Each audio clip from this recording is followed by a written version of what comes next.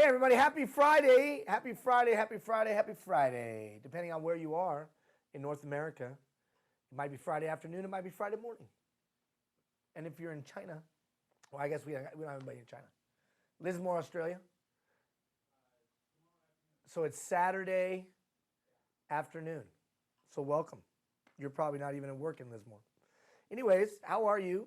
Thank you for being patient as we moved a week.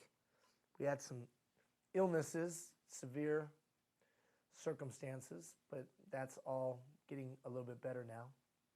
And that's awesome. So thank you for your flexibility. What are we doing? Well, we got emerging leaders, mid-level leaders from all across North America. We got people in Wisconsin who are crying the blues because of the whole Aaron Rodgers thing. Sad. Sad that the Packers lost, but yay, Seahawks. Because we got all kinds of people in Washington. We got Clark County, Pierce County. We got Squamamama, shish, shish, shish, shish.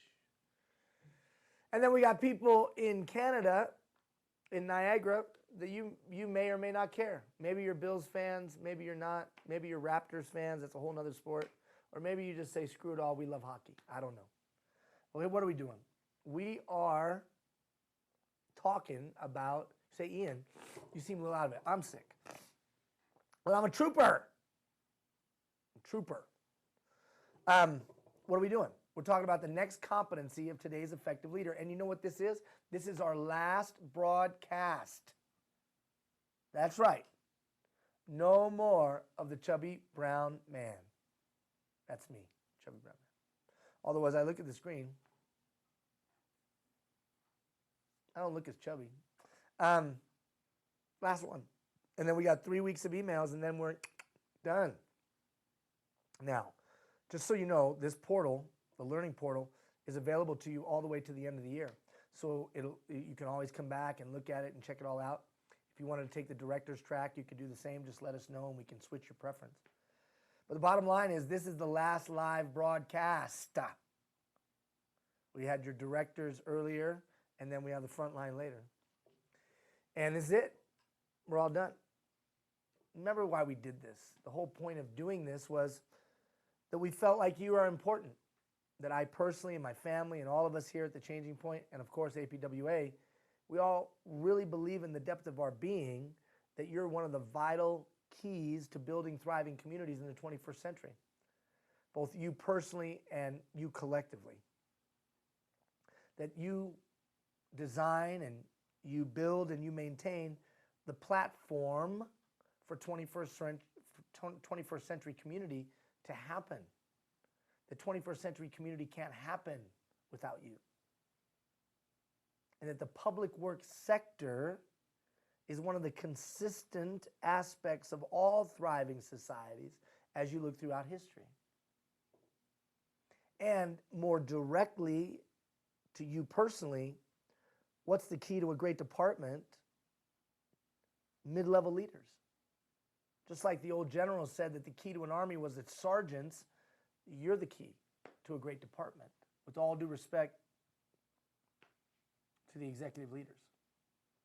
Just on a side note, anytime somebody says, with all due respect, that means I'm about to disrespect you. just so you know, if anybody leads with, I don't mean to offend, what they're about to say is offensive. If anybody says, with all due respect, what they're about to say is disrespectful. Right, Jeff? Yeah. Anyways. So with all due respect to the executive leaders, they're not the most important. Which means I'm disrespecting you. All right. So we've talked about how to get things going, right? We ignited the fire. We did some introspection. Then we talked about being an agent of change. And we gave you ways to change yourself, change the performance of others, or implement change within your group, right? Then we talked about systems. And if you haven't had a chance, go in and look at the portal and look at all the various systems that we posted beyond just time. All the various systems that we posted beyond just time. Systems for delegation, systems for motivation, systems of how to think outside the box. Various systems. Check them out. And today, we go into a 3-week journey of how do I get other people to take ownership and responsibility beyond what they were doing the day before. I call it being a catalyst for responsibility. How do I get other people to take greater responsibility and ownership than they did before, and parenthetically, and like it? Because really that's the key. The and like it is the key. Because, you know, a lot of people might take greater responsibility but not like it. And frankly, when they don't like it, they're not going to take greater responsibility. They're going to go through the motions of it and do a poor job of it. To give us some insight into being a catalyst for responsibility, as has been our trend, we're going to look to history. I got to take you on a little history journey for you to understand the concept. When I was supervising in a mid-level role, coming up through the ranks, I could get people to do a pretty good job when I was standing there. I could get people to do a pretty effective job when I was in the area. But what I couldn't figure out is, how was I going to get other people to give their best when I wasn't around? Now I got to close my computer here because it's making a lot of noise. Well, the funny thing is that, that's live broadcasting right there. The funny thing is that there was some people that they were going to do a great job no matter who their supervisor was. You know, I was dumb as a rock. It didn't matter. They were going to do a great job. That's just who they were. And speaking very openly now, there were some people that were just not going to do as good a job as everybody else, regardless of who their supervisor was. But how could I get the reasonable middle to give their best even when I wasn't around? That was the dilemma. And I remember thinking and thinking and thinking and thinking, how in the world can I get other people to take responsibility and ownership, but I don't have to be there? Some just have it, but a whole bunch don't. So what was I going to do about the whole bunch? So I started literally looking through history. Who were some examples of leaders who were able to do that, and what were the attributes and qualities that they exhibited? And I came to the doorstep of a guy named Pericles. There he is right there. That's a statue of him, if you couldn't tell. That's not really Pericles. There was no photos back then. So Pericles was the leader of ancient Athens. Most historians say that Athens was the greatest city-state in the history of mankind. That it was as good as it got when it came to a place to live for its time. Athens was the birthplace of democracy, and it was a true democracy. Every single Athenian citizen, and you can email me later about what that meant. Yeah, I know it wasn't a woman, and if you had to own land, and you couldn't be a slave or a foreigner. I get all that. But within the context of its time, it was pretty unique. That you didn't have some king making decisions, you had the people making decisions. And every one of the people, every day, they voted every day on things. You think there was gridlock, you think there's gridlock today in our politics. What do you think that was like? Where everybody got to vote every day on things.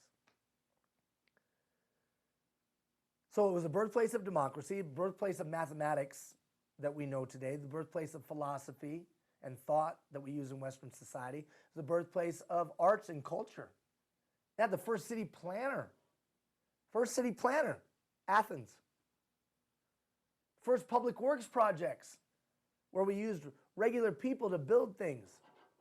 Athens, all those buildings on the top of the Acropolis, they were a public works project.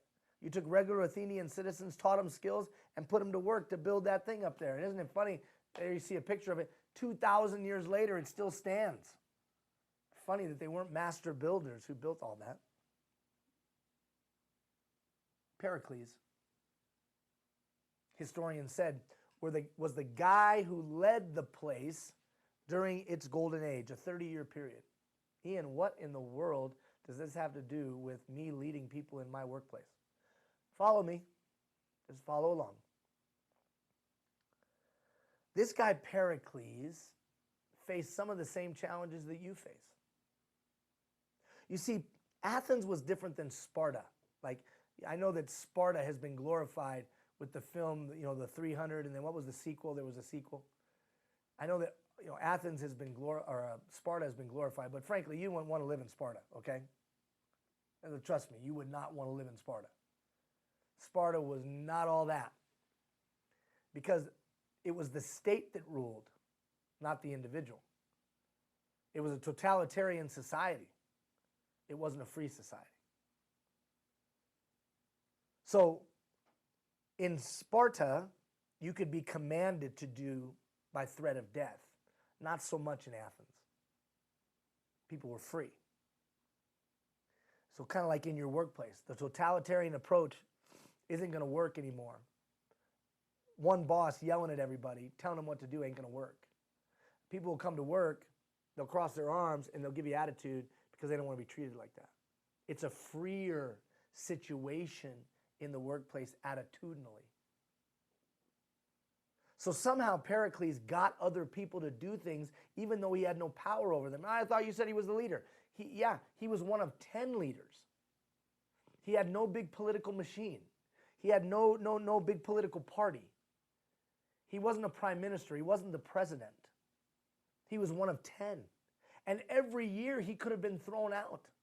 They could vote him out once a year. Wouldn't you like to have that?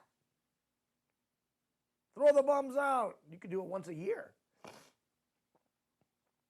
Pericles was one of the extraordinary people who placed his own stamp on his time and shaped the course of history. He was a leading citizen of a great democracy who had a keen sense of his own special role in history. I won't read all of this, but if you get a chance, read it. Because the historian Kagan tells us very, very clearly the context that Pericles was leading in. And the context was this: he couldn't force people to do things. He couldn't threaten them to do things. He had to get them to buy into things and take greater responsibility with very, very little levers to make it happen. This is where it all connects. So in reading all of that, I came across a quote. Oh, like Archimedes. Yeah, sort of. I came across a quote because Pericles gave us the secret of why Athens was a great city-state. He said, if Athens would appear great to you, then consider that her glories were purchased by valiant men who understood their responsibility and acted on their duty. So what was Pericles saying? He was saying, and I thought he was speaking to me directly, he was saying, if you think Athens is a great city, Ian, if you think we've got a great organization, if you think we've got something special, and historians play it out that they did, then here's the secret. I got as many Athenians as possible to understand their responsibility and act on their duty. I got them to understand their connection to the bigger whole, and when they understood that connection, they did what they were supposed to do. Now, what does that mean? Well, look at the battlefield of Marathon. The Marathon. The Marathon is named the Marathon because of a battle that most historians say really was a turning point in Western history. You see, the democracy that was emerging in Athens was still in its infancy. And yet there was the conqueror Xerxes from Persia that was looking to take over Athens and the rest of Peloponnesia. But the Persian horde that was coming to attack was stopped by a bunch of volunteer farmers, a bunch of Hippolyte farmers from Athens that met the Persians out on the battlefield and defeated them. And then one guy ran 26 miles, legend has it, told everybody of the victory and then died. That's why it's called the Marathon. How do I know that Pericles got people to buy in? How do I know that he got them to take pride in their city? Well, one example is the battlefield of Marathon. where volunteers showed up to fight and defend the Athens that they loved. I still don't get it, Ian. How do you get somebody to build something great? Get them to understand their responsibility and act on their duty. Once I read that and took that into my being, I realized that the majority of my time needed to be spent getting people to, one, buy in, and two, take pride in their work. Could I build pride? Could I instill it and deploy it? Because then I didn't have to be around. You see, if I got them to understand how their job connected to the important work that we were doing and how their job was valuable and critical, then they were more likely to act like it. Look what it says at the bottom. Pericles tried to shape a new kind of society and a new kind of citizen, not by the use of force or terror, but by the power of his ideas, strength of his personality, the use of reason, and the genius of his unique, persuasive ability to speak. Basically, he just built relationships with people, got them to see this beautiful things that Athens could be, and then tell them and explain to them how they contributed to that, and then they did. So can we learn anything from that in our workplace today? Well, I'll tell you right now, a totalitarian approach is not going to work. A totalitarian approach ain't going to make it. People are going to reject that. You've got to now educate people, work with people, get them to understand. The only way to get them to understand is to build a relationship with them.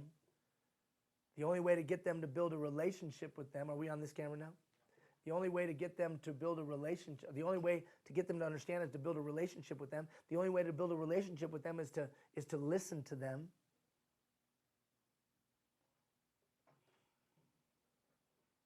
All of this critical. All of this critical. Which camera am I on?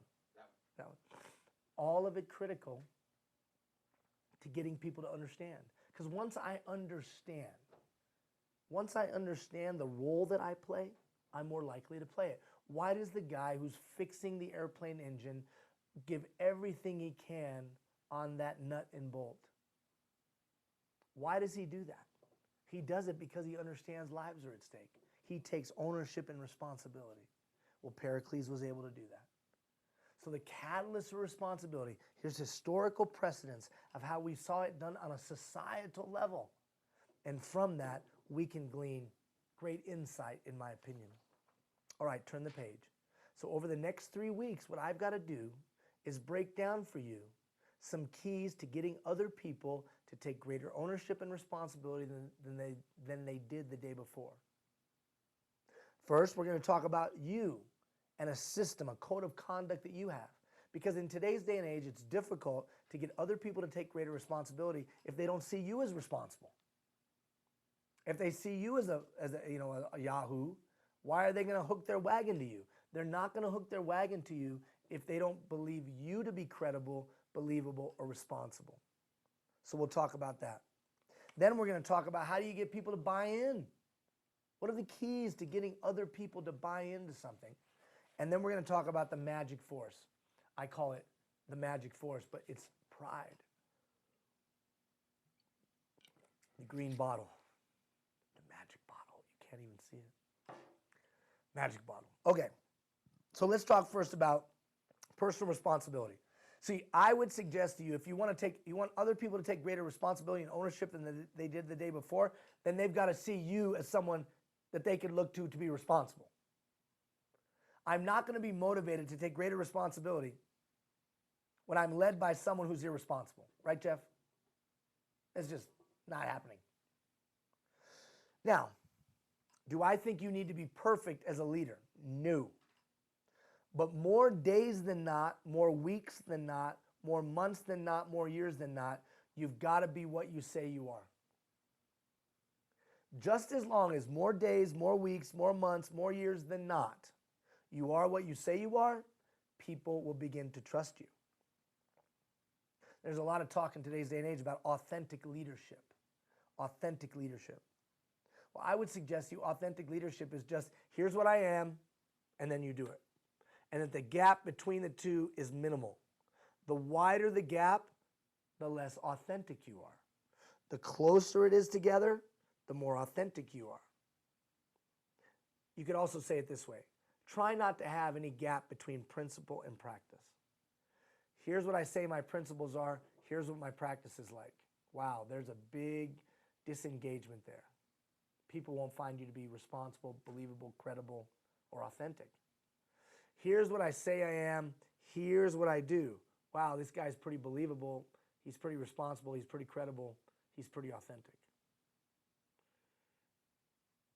I would start there by asking yourself internally, hey, do people find me to be responsible? Not do I think I'm responsible, do people? Do people find me to be credible, believable, authentic? And if the answer is no, that's okay, because you can fix it. Let me walk you through maybe some ways that you could fix it. First of all, you've got to understand that there's individual responsibility and collective accountability. What does that mean? That means that I'm individually responsible for my actions, but we are collectively accountable. We all get in trouble with the public, right? The public's perception of the public's perception of those that work in the public sector is usually dictated by the poorest performers. So those individuals that perform poorly, we get painted with that brush. Even though I'm individually responsible, I'm good. But I get painted with the brush with all the people that aren't. See, we're collectively accountable. That's tough. And that's why it's so important that we do great things.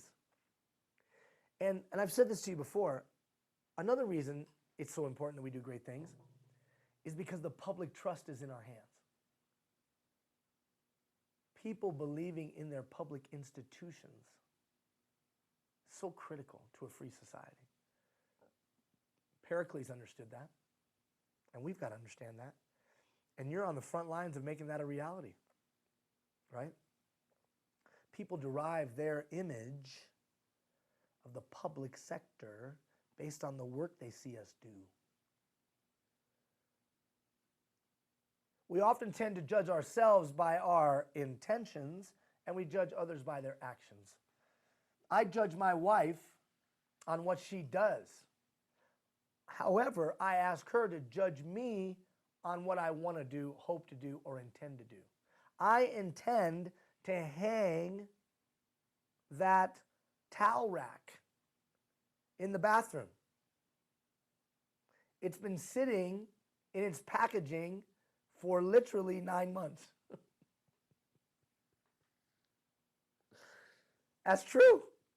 It's sitting in its packaging for 9 months. And every weekend for the last 9 months, which would be 36 weekends, there has been something more important, more critical, more whatever, that I have not been able to get to that. However, Gina points out to me regularly, yeah, just like the towel rack. That has become like a phrase in our house. No, I'll get to that. And she'll say, yeah, just like the towel rack. Why don't you get up and do this, she'll say to me. And I'll say, well, I will. And then she'll say, just like the towel rack. And I've opened myself up for that. Now, what's funny is, when I go to look for underwear, and I have no underwear, I'm not worried about what she intended. I need underwear. Gina, did you wash any clothes? Where are the underwear? Well, I don't care if you intended. I need some skivvies, dude. Now, before all of you start writing in and saying I'm being sexist, whatever, that's just the roles that we play. You know, she washes clothes. I make dinner every night. I cook dinner every night. We've been married 15 years. I think she's cooked dinner literally, you could count it on 2 hands. Less than 2 hands. I think she's cooked dinner maybe 7 times, 6 times total. So we share the responsibilities. And her responsibility is wash the clothes. And I ain't got no underwear. But isn't it funny? Just like the towel rack. So I want her to judge me on my intentions She wants to be judged on her intentions, but we judge others on their actions. So what's your point, Ian? If you really want to be a catalyst for responsibility, you'll start judging yourself on actions alone. Did I get it done? Because that's what the end user of your leadership is judging you on. Actions.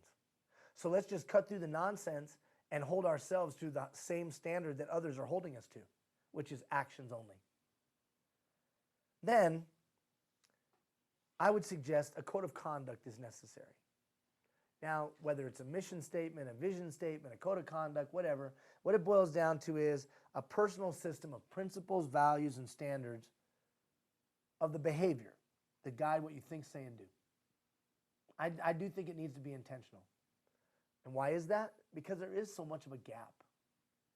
I say I'm going to be one thing, I do something completely different. I say I'm going to be one thing, do something completely different. And so for me, I just think you got to write it down. Kind of put it in front of your face to remind you of what you claim to be. It doesn't have to be complicated. You don't have to go to some big seminar and workshop. I think it can just be literally 3 questions with 9 total answers, 3 under each one. So literally 9 responses, and you'll have your code of conduct. Look at the first question. What are 3 values that you hold dear? And you can write them down. But this is the kicker. And how would I see them in your day? Again, action.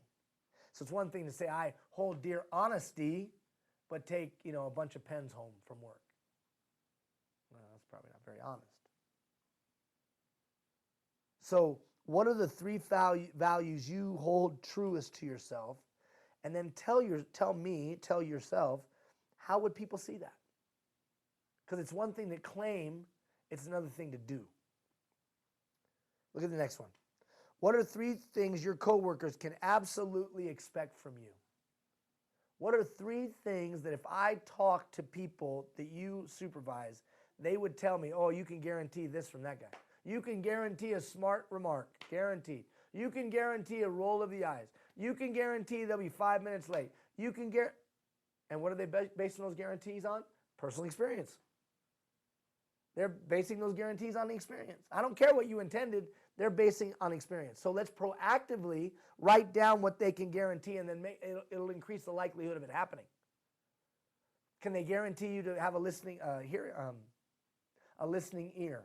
Can they guarantee you to be attentive to their needs? Can they guarantee you to work through challenges and problems? Or can they guarantee you to get angry on Thursday afternoon, Friday morning?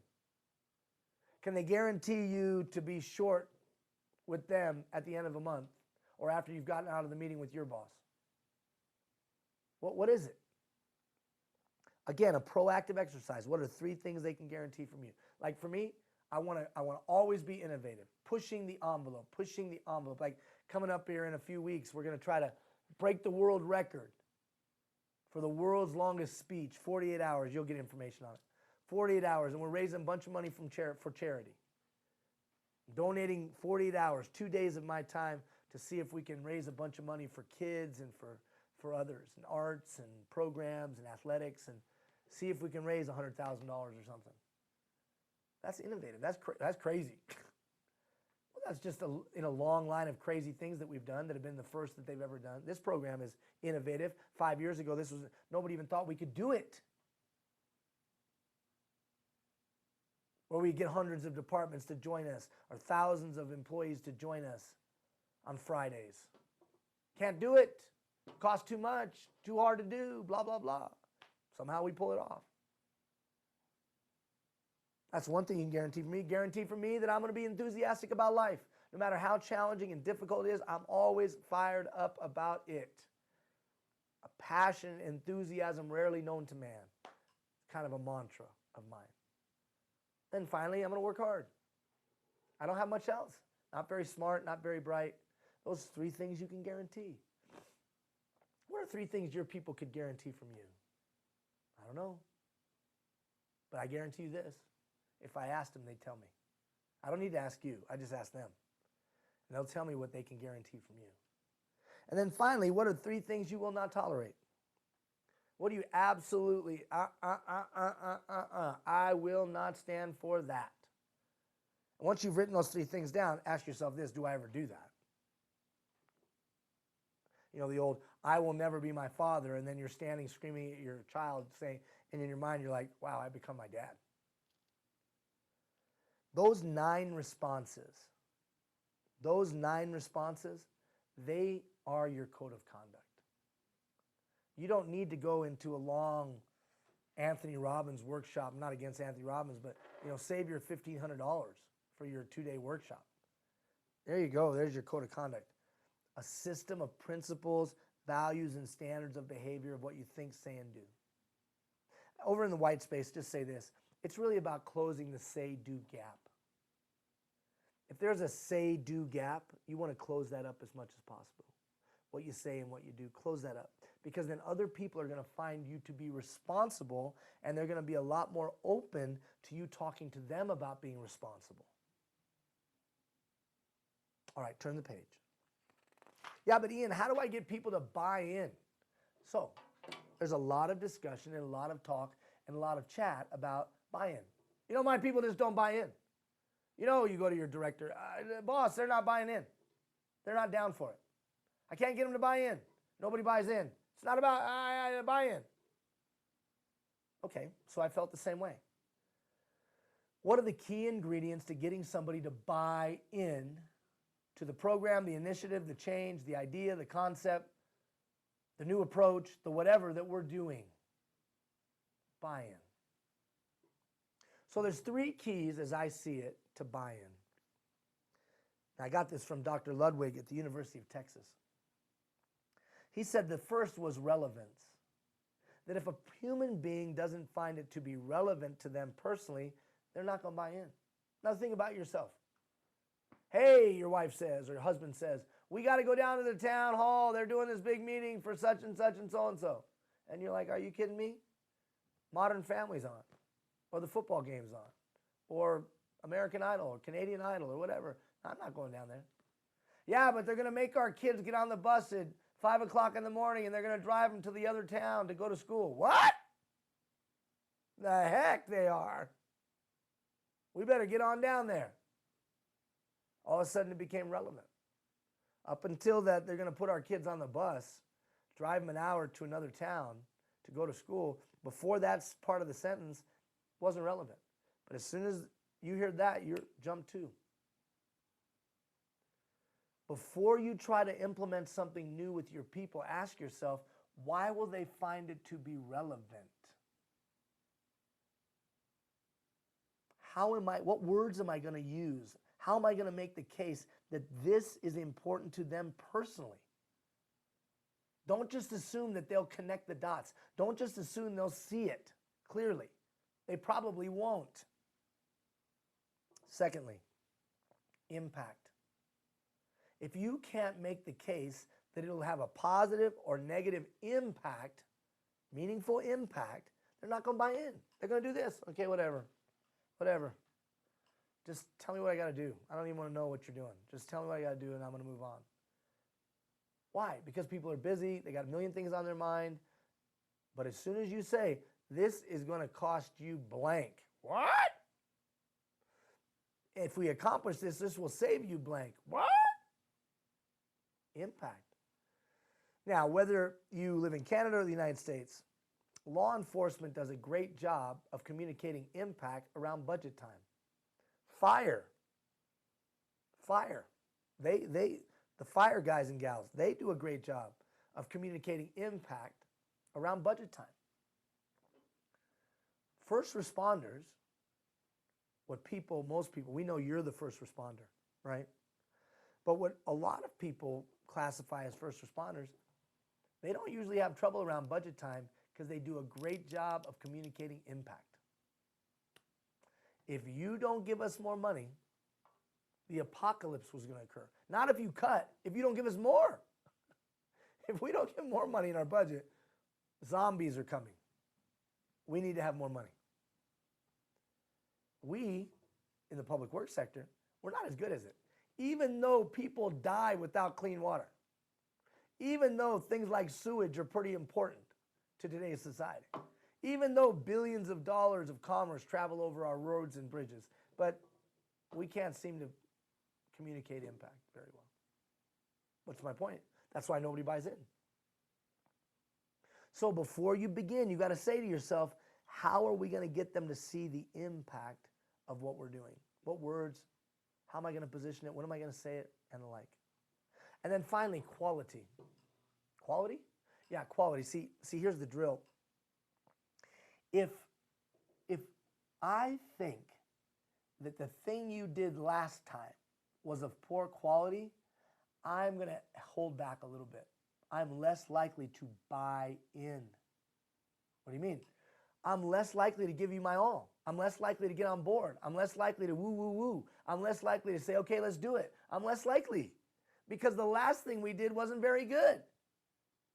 And if you have a track record, you or your department have a track record of doing things that aren't very good, why would I get on board? I don't want to align with something that's not very good. Like you don't hear a lot of people right now running around talking about, I love the Dallas Cowboys. How about them Cowboys? Why? Because they lost. But wasn't it funny when they beat, who was it? They beat the Eagles or whoever they was, and they made it into the playoffs. Everybody's a Cowboy fan. How about them Cowboys? But as soon as they got trounced in Green Bay, all of a sudden everybody put away their Cowboy stuff. You didn't see a lot of big silver stars walking around. Why? Because people want to align with the winner. All of a sudden everybody's a Seattle Seahawks fan. Everybody's a 12th man. Oh, I'm a 12th man. Been 12th man, 12th man. Those of you that don't know sports, I'm sorry. But the bottom line is this, you don't want to align with a loser, you want to align with the winner. So does that mean I'm not going to get people to buy in if we've made mistakes in the past? No. No, and this is really, really important. No. There is something that you can do. Well, what can I do? So let's say over the last 4 years, you've rolled out 2 or 3 initiatives, and none of them are in existence today. In other words, there was some kind of flavor of the month, and we tried it, and it didn't go so well, and we just kind of stopped it. So now we're going to try a new thing, and everybody remembers those 3 or 4 things that you did in the last 4 years, and they're like, well, why is this going to be any different than that? And that's your opportunity. Because you say this. You know, I know that over the last few years, we've done this, that, this, and this, and that. And those things didn't go so well. And what we've learned is this. Boom, boom, boom, boom. We've learned these things. And based on the things we learned, here's what we're doing different this time around. Now, does that guarantee that people are going to buy in? No, it does not guarantee people are going to buy in. But you increase the likelihood significantly that people are going to buy in because, 1, you've been transparent and honest. And they say, wow, that's pretty good. I would have never done that. 2, you've given them real, solid evaluation of your own or the organization's poor performance. And then which is incredible in today's day and age.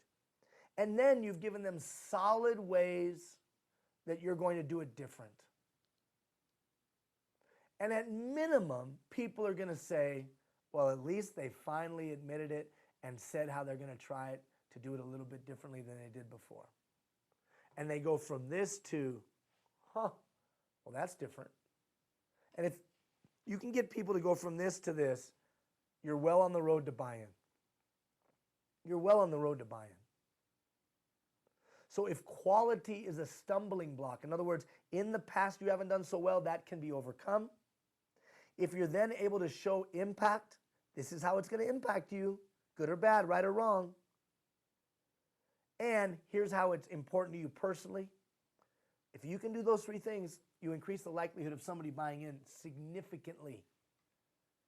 But as you'll see here in a moment, it's proactive. So 1, ask yourself the buy-in questions. Is what we want to get somebody to do, is it relevant? Will it perceive to be of high quality, and will it perceive to be of high impact? Either lack of action will cause a negative impact, follow-through of action will increase and have a positive impact. Then you got to understand the stakeholder. That's why we use the chat, right? We've talked about that in the past. We got to understand their needs, their wants, their desires, their hopes, their concerns, their aspirations. In other words, their motivations. What makes them tick? What drives them? What's your messaging? For those of you that haven't had an opportunity to watch the communication video, I strongly encourage you to do so. A system on communication. What's your messaging? How are you going to say it? How are you going to say that there's a positive impact? Or how are you going to say that it's relevant to them personally? How are you going to articulate that this has a chance to be of quality? When are you going to say it? Is the best play to say it in a big meeting or in small groups, 2 or 3 at a time?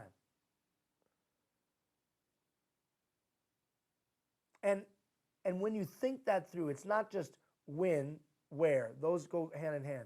Time of day, place, location, small office, big group, whatever. So oftentimes, and I'll send you some information on this, so oftentimes we just set up a meeting where people are in rows. And then we ask for feedback. Well, when you set people up in rows, that sends a message. I'm talking at you. But when you set people up in a semicircle, that sends the message, I'm talking with you. So if you're going to have a feedback gathering session with people, I would set them up in some kind of semicircle so they can see each other. It's more conducive to dialogue. Now you say that doesn't make that big a deal. It makes a significant deal. So the where and the when are important to create the proper context to solicit the insight, the wisdom that you want from people, if that's what you're trying to do. What could the potential reaction be? It's like, I'm trying to think of what it was. There was something that happened politically in a community. I don't remember, but I remember just reading the news saying to myself, well, what did the leaders think people would do? Like you could see on the surface, oh, we're going to do this to this group of people. What did you think they were going to do? So have some common sense. What do you think the potential reaction is going to be when you say blank? And then try to mitigate the impact of that before you begin. And then visualize that conversation. So if you're going to meet with the people, just see yourself having a positive outcome. Check this out next. What will the conduit be that would be most trusted with this stakeholder group? Do I need to get in my truck, drive all the way out to that work crew and meet with them face to face? Or am I going to issue a memo and have it posted on some board? Now, for some things, memo posted on board is okay. For other things, I better get in my truck and drive on down out there. And oftentimes we get those two things confused. I drive all the way out there, I meet with everybody, and they're all doing like this. Why are you wasting our time? You could have just put this on the board. But then on the other hand, I can't believe they're just putting this on the board. I can't believe someone didn't come out here and talk to us. So many leaders get those things confused. So when we talk about the trusted conduit of communication, there's 4 conduits: face-to-face conduit, written conduit, the virtual conduit. Virtual conduit, an email, website, intranet, video, whatever. And then there's nonverbal communication. I mean, you can send a lot of messages without saying anything at all. You're sitting in a meeting. Somebody starts sniping at you in the meeting, what I call a sniper. They start chirping at you in the meeting, trying to get you to react. The way I handle that is not to exert my authority and tell them my title and jam them up in front of everybody. I just quiet down. John, you got something you want to add? No, I'm good. I was playing around. No, you sound like you had something you wanted to add. Go ahead. Or you could do this one. John, how about this? Can you do me a favor? Because it sounds like you have some things you want to say. Why don't you and I stay after the meeting? We can chat it out.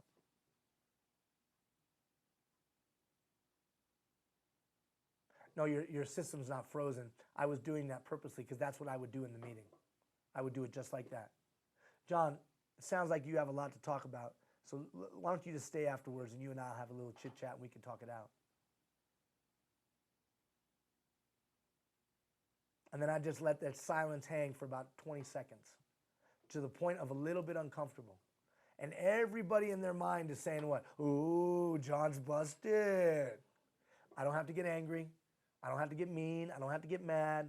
I don't have to bark and shout. I don't have to show him my title. I don't have to be abusive. I don't have to do anything. I just got to be in charge. John, you and I, after the meeting, we'll have a chit chat. Thank you so much. Now let's move on. So nonverbal can be a communication technique, right? Then, to close the buy-in loop, the next two things. I got to check for understanding. So how do I know that people have bought in? I use the chat. Remember, 80% listening, 20% talking, using open-ended questions. But check out some of these barriers to communication. Don't finish other people's sentences. Don't do that. Don't answer questions with questions. Hey, what do you think about this? I don't know. You tell me, what do you think about that? Be aware of the biases that you have and maybe even reveal them before you begin. Don't daydream or become preoccupied when people are trying to talk to you. Don't plan your responses while other people are talking. So someone's talking and you're already formulating how you're going to interject instead of really listening to what they're saying. Keep the conversation on what they say. That's critical. And then finally, effect. Did you get the buy-in you sought? Did you reach your desired outcome? That's the full loop of buy-in. Now, why is that so important? Have you ever tried to launch anything and the buy-in was poor? It is like swimming through mud. It is literally like being in a mud puddle trying to go somewhere. So what I suggest is take some time to understand the science of buy-in, take some time to walk through a strategy of buy-in, and then you're going to have greater success in deploying buy-in and getting buy-in. Somehow Pericles got buy-in. And the catalyst for responsibility understands that it all begins with buy-in. I gotta have my own code of conduct. People got to find me to be credible and responsible, and I've got to have a strategy to get others to buy into what I'm doing. All right, turn the page. Now, in the 11 minutes that we have left, or so, we're not going to be able to completely cover the subject matter that we're going to go into now. I'm just going to give you a flavor of it. We're actually going to take 3 days to unpack this next thing. It's that important. I think that there is a magic force in our toolkit of leadership. It is a magic force of human capital that is unlike any other save one: love. Love is the most powerful form of human capital. The second most powerful form of human capital, in my opinion, is pride. Now, I don't mean arrogance. I'm not talking about arrogance. I'm talking about somebody that says, this is my work, and I know it's a reflection of me, so I do it to the best of my ability. Pride. Look at what I wrote here. Pride is an intangible force that drives human capital unlike any other. Investing time and energy into building both organizational and individual pride will provide greater dividends than any other tool in a leader's toolkit. Building organizational pride leads to higher morale, increased participation in problem solving, and a sense of ownership that creates a department as a reflection of me attitude. Building individual pride leads to exceeded job expectations, greater ownership of the employee's specific task. The employee regularly innovates and a less stressful workplace. Now, how many of you know that what I just said is true? When you have an employee that takes pride in their work, they're better at their job. Take pride in their work, they're better teammate. Take pride in their organization, they come in early, stay late, and you don't have to do anything. They just do it. So as simple-minded as I am, I was thinking to myself, well, then I should just focus on building pride. So I had to break it down and look at the science of pride and the steps of pride. I mean, you can see, you can't touch it, but you sure can see it when it's on display. The challenge is, how do we instill, use it, and maximize its benefits throughout the organization? What are the systems and strategies to employ and deploy this powerful force, and how do we use it to improve both our communities and the individuals that live within them? So whether it's community pride, whether it's organizational pride, whether it's your subgroup pride, whether it's individual pride, how do I build pride? Now, some of you that are coaches, you do this with your teams all the time.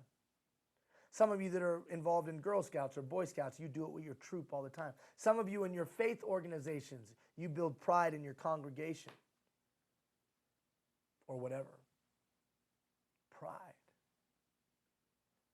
Pride in a community, you know when you drive through a community that's got some pride, don't you? And you know when you drive through a community that ain't got so much. I'm going to give you some tips, and then you got that sheet, that flow chart. I don't know if we'll get to the flow chart in the 7 minutes that we have left. I don't know if we'll get to the flow chart. But trust me, for a week, we're going to go through this flow chart. So don't panic. And I'm going to give you a step-by-step formula for building both organization and individual pride. You see, because it's two different strategies. See, I can take pride in my work, but think my organization sucks. And I can feel like I do a poor job, but I take pride in my organization. It's two different things. And we need to have strategies for developing both. Okay, first of all, you got to start talking about why and not how. What? Why we do something builds pride, not necessarily how we go about doing it. You know, just a few days ago, we celebrated MLK Day in the States, although there was a lot of talk about it in Canada as well. But somehow he got 1 million people to show up in Washington, D.C. Did he get them to show up because he was talking about how, or he was talking about why? How about Gandhi? Gandhi got 1 million people to show up at the sea about salt. But was he talking about salt, or was he talking about something deeper than that? In Canada, Terry Fox got a bunch of people across the country to unite around a common vision, a common goal, because he was talking about how he was going to run across Canada, or he was talking about why he was going to run across Canada. Why? And now, long after his death, close to $500 million or more has been raised in his name. Some 19-year-old kid with one leg running across the country. Crazy. Because he was preaching why, not how. The same is true in your workplace. You get people to give their best when you connect them to something bigger than themselves. You get people to give their best when they feel like they're a part of something special. Well, you don't have to make that up. Public works is something special. It does make a significant difference.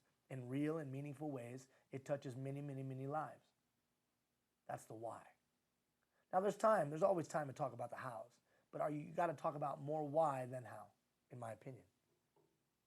Clarify the goal and its value. If I think what I do is unimportant or even meaningless, I will do it poorly. Trust me. There are not too many people that will involve themselves in what they have been told is meaningless or unimportant. And whether they have been told it or they've been told nothing, they will draw the conclusion that it is meaningless or unimportant. And as soon as they believe it's meaningless or unimportant, they will do it poorly, Jeff. But if they're continually told that it's important and it's valuable, and that the goal that we're trying to achieve has meaning and purpose, they will inherently try to do it a little bit better. So, here are the goals that we have for this year for the department, and here's why they are important to our community. Here's why they are important to us personally. Here's the value of what we do. Pride. I take pride. Clarify the individual team member's role. Now, when we talk about individual pride building, you'll hear a lot about that. But for now, does the individual person know that that work that they do is important? So it's one thing to say, we all do important work. You guys hear me saying that all the time. That public works is important work, touching every citizen from cradle to grave, blah, blah, blah, blah. And I mean that. But then you got to show me how what I do contributes to that. Because I might think what I personally do is unimportant, even though the overarching work is critically important. So how are you clarifying for those individual team members that their personal role contributes to the whole and is integral? That's different than being a cog, an interchangeable cog in the whole big machine. No, your role is integral. How are you doing that? Now, I'll give you tips. When we go through that flow chart in a week, I'll give you the tips. But for now, just start thinking about it. You got to establish what winning is. How do your people know they're winning? How do they know what winning looks like? How are they being scored? You know, we don't want standards. For all of you that are against standards, you're robbing people of the feeling of accomplishment. You're robbing people of the feeling of victory. You're robbing people of feeling like they did something today. Instead, they just go to work and trade time for money. Standards, that freaks everybody out. Or is it a great opportunity for people to say, I did it We did it. That was awesome. Good job. Well, my people will never do that. That's not true. I've seen the most crusty and the most jaded professionals who've turned around when they started to realize that somebody was celebrating, someone had defined and was celebrating what winning looked like. And then finally, as I just alluded to, you got to celebrate that winning.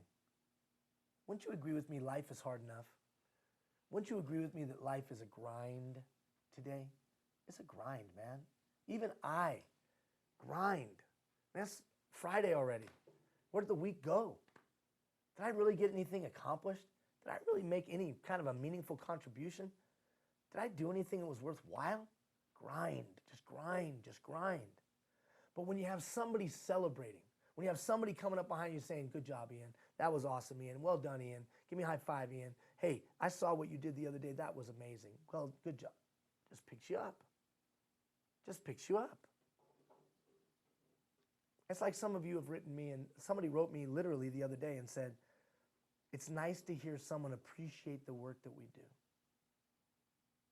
Mid-level leader, nice to hear somebody appreciate the work that we do. Wow. It makes me sad for that department. It makes me sad for that individual. Oh, I take it as a compliment, but I also say to myself, how come someone's not saying that in their department? How come someone's not acknowledging their hard work and their energy? Now, I'll give you some tips of how you can define what winning looks like and how you can celebrate it. But for now, just ask yourself the question. So these are some of the concepts that revolve around pride. When we go into, it's not this coming week, but the following week, 3 days of pride. 3 days of emails, I think it might be 4 days actually, of emails around pride and building pride. Individual pride, organizational pride, two separate. And then finally, around pride, why should someone be proud to work for you? I won't expound on that. I'll just leave it. Why should someone be proud to work for you? To have you as the boss, as their supervisor, their leader. What is it you bring to the party that makes them say, wow, I'm so glad they're my boss? As I said, we'll take 4 days to unpack this magic force. But for now, think about some of those concepts. Just let them roll around in your head. So over the next 3 weeks, we're going to send you some emails. We're going to unpack this thing being a catalyst for responsibility. Pericles said, if Athens would appear great to you, if you think we have something great here, then know this. We're great because I got everybody to understand their responsibility and act on their duty. That's why we're great. We're not great because of the Acropolis and the buildings thereof. We're not great because we started democracy. We're not great because of arts and culture. We're not great because we had the first city planner. We're not great because of all that. We're great because I got everybody else to take ownership and responsibility of their town, and that's why it's a great town. So if you want to have a great group of people that you work with, a great department, a great water treatment plant, a great 5 guys on the crew, great 6 people in the cubicles, whatever, then get them all to understand their responsibility and they'll begin to act on their duty. And we've given you 3 ways to do that. Your own personal responsibility, how to get buy-in, and then utilizing pride.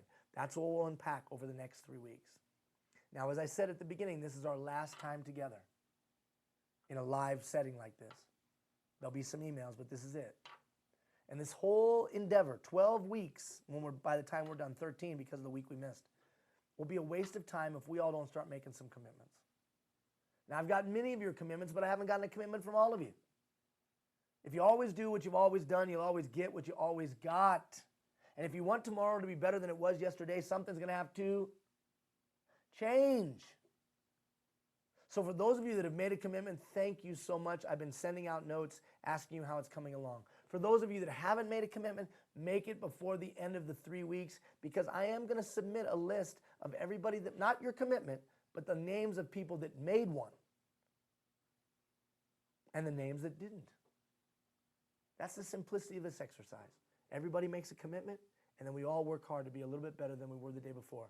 And the collective energy of that is we have a better department, better community, better world. Thank you for your time. Appreciate all that you do. I'll be in the chat box for a few minutes. Take care, everybody.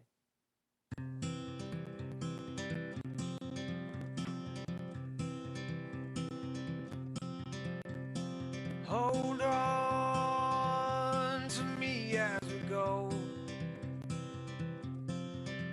as we roll down